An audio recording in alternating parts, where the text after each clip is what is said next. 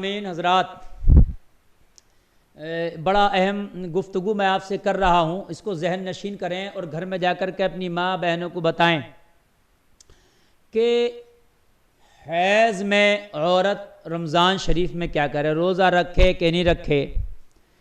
اگر روزے سے تھی حیض آ گیا تو کیا کرے، یا حیض اس کو جاری ہی رہتا ہے تو وہ کیا کرے، کسی کو 10 دن تک خون جاری رہتا ہے تو وہ کیا کرے، 15 دن تک جاری رہتا ہے، 20 دن تک وہ کیا کرے، اور کسی کو بار بار آ جاتا ہے، جلدی آ جاتا ہے، وہ کیا کرے۔ تو ان ساری صورتوں میں کیا ہوگا، حیض والی عورت کو اس کا شوہر چھو سکتا ہے کہ نہیں چھو سکتا ہے، اپنی بیوی سے کھانا لے سکتا ہے کہ نہیں لے سکتا، حیض والی آپ کے بستر پر بیٹھ سکتی ہے کہ نہیں بیٹھ سکتی ہے،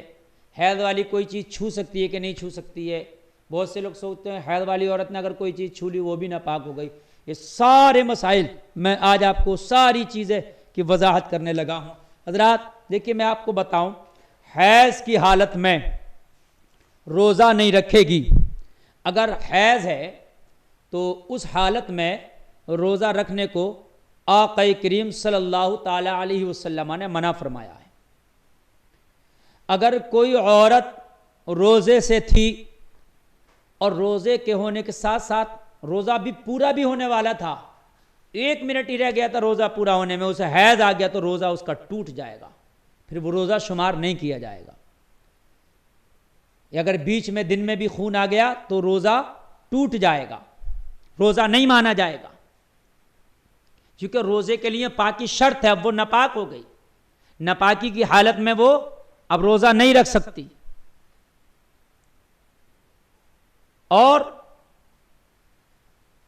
کب تک نہیں رکھ سکتی، جب تک کہ وہ اس سے پاک نہ ہو جائے۔ اس میں بھی وقت ہوتا ہے، کسی کو 5 دن 7 دن جو عادت ہوتی ہے، زیادہ سے زیادہ حیض کی مدت 10 دن ہے، کم سے کم 3 دن ہے۔ تو اگر کسی کو 10 دن سے اوپر خون آ رہا ہے یا 3 دن سے کم آیا تو وہ حیض نہیں کہلائے گا، پھر وہ استحاضہ یعنی بیماری کا خون کہلائے گا۔ اگر 3 دن سے کم آ کے رک گیا تو وہ بیماری کا ہے، اور اگر کسی کو 10 دن سے بھی اوپر آ رہا ہے تو وہ اوپر جو 10 سے کہلائے گا، 10 سے اوپر وہ بیماری کا کہلائے گا۔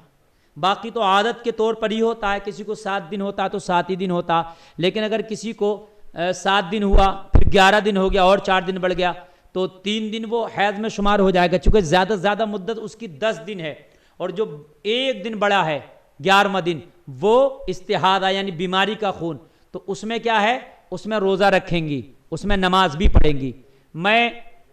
حوالے کے ساتھ آپ کی بارگاہ میں یہ گفتگو کر رہا ہوں،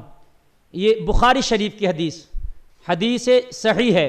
حدیث نمبر ہے 228 228 بخاری شریف کی حدیث ہے۔ ابو حبیش کی بیٹی نام ہے فاطمہ، رسول اللہ صلی اللہ علیہ وسلم کی بارگاہ میں حاضر ہوئی، اور حاضر ہونے کے بعد مرض کرنے لگی، میں ایک ایسی عورت ہوں جسے استحاضہ کی بیماری ہے، اس لیے میں پاک نہیں رہتی، تو میں کیا نماز چھوڑ دوں؟ آپ صلی اللہ علیہ وسلم نے فرمایا نہیں، استحاضہ جو ہے یہ ایک الگ چیز ہے، یہ ایک رگ کا خون ہے جو حیض نہیں ہے، تو جب تجھے حیض آئے تو نماز چھوڑ دیا کر، نبی نے فرمایا، لیکن جب یہ دن گزر جائیں حیض کے اور پھر بھی خون آتا رہے تو پھر کپڑا دھل لیا کر، اور اس جگہ کو دھل لیا کر، اور وضو کر کے پھر نماز پڑھا کر۔ یعنی جو حیض کے دن ہیں ان میں نماز نہیں پڑھیں گی، لیکن حیض کے علاوہ بھی خون آ رہا ہے تو نبی نے فرمایا وہ استحاضہ ہے، ان دنوں میں نماز بھی پڑھنا ہے اور روزہ بھی رکھنا ہے۔ تو اس میں کیا کرنا، کہا اسے دھل لیا کر، اور دھلنے کے بعد میں اسے جو ہے وضو کر لیا کر، اور وضو کرنے کے بعد پھر جو ہے جب تک اگلا حیض نہ آ جائے اسی طرح سے تو نماز پڑھتی رہے۔ یعنی بات یہ، جیسے ہم ایک وضو سے کئی نمازیں بھی پڑھ لیتے ہیں اگر وضو نہیں ٹوٹا، لیکن استحاضہ والی جو عورت ہے وہ ہر نماز کے لیے الگ وضو کرے گی۔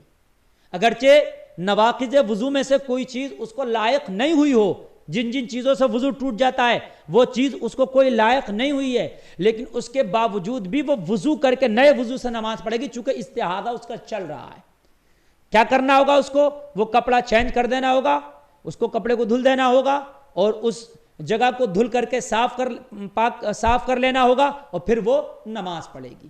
تو بخاری شریف کی حدیث ہے کہ استحاضہ والی نماز پڑھے گی، حیض والی نماز نہیں پڑھے گی۔ یہی روزے کا حکم ہے، حیض والی روزہ نہیں رکھے گی، استحاضہ والی روزہ رکھے گی۔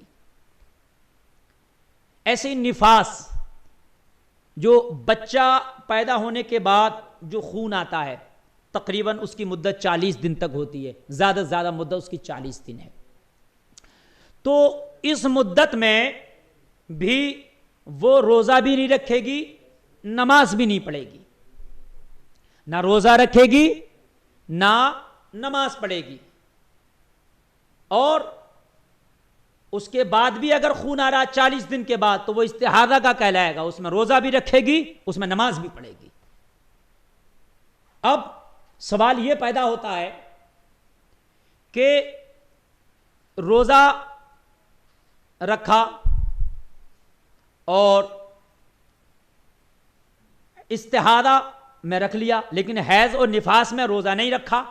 نماز نہیں پڑھی، اب ان نمازوں کا، ان روزوں کا کیا کرنا ہے؟ تو جو نمازیں حیض کی حالت میں چھوٹی ہیں ان کی قضا نہیں ہے، جو نفاس کی حالت میں چھوٹ گئی ان کی قضا نہیں ہے، وہ نہیں پڑے گی، وہ معاف ہے اللہ کی طرف سے۔ لیکن جو روزے حیض کی حالت میں چھوٹے تھے، نفاس کی حالت میں جو روزے چھوٹے تھے، ان کی قضا کرے گی۔ اگلے دنوں میں ان کی قضا کرنا، جتنے روزے چھوٹے تھے اتنے روزے رکھنا ہے۔ بہت سی ہماری ماں بہنیں نفلی روزے رکھتے ہیں، شب برات کا روزہ رکھتی ہیں، عاشورے کا روزہ رکھتی ہیں، اچھی بات ہے، لیکن اس روزے کو وہ اپنے حساب لگا لیں کہ ہماری زندگی میں ہم سے کتنے روزے چھوٹے ہوں گے۔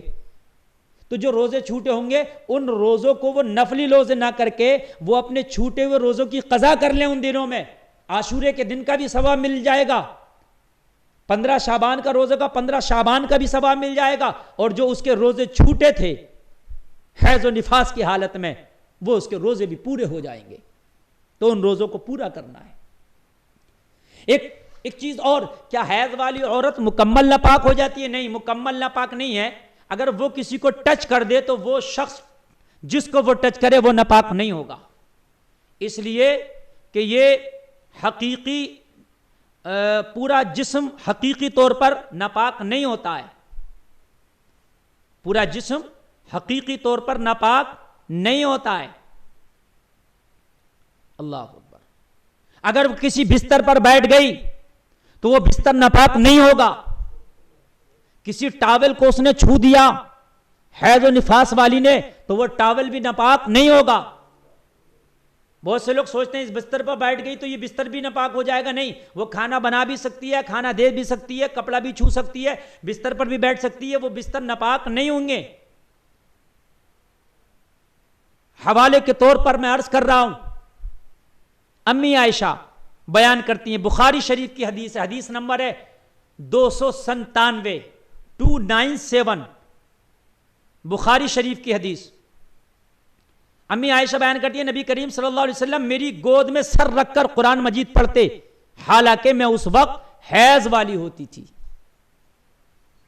بخاری شریف کی حدیث ہے، امی عائشہ فرماتی ہے کہ میں حیض سے ہوتی ان دنوں میں نبی میری گود میں سر رکھ لیا کرتے اور سر رکھ کے قرآن پڑھتے۔ اس سے کیا پتہ چلتا کہ حیض والی عورت اگر کسی کو ٹچ کر جائے، اس کے کپڑے سے کوئی لگ جائے تو وہ ناپاک نہیں ہوتا۔ یہ اس حدیث سے ثابت ہے۔ یہ بہت سے لوگ وہم میں رہتے ہیں کہ نہیں یہ تو اب کسی چیز کو چھو بھی نہیں سکتی ہیں، یا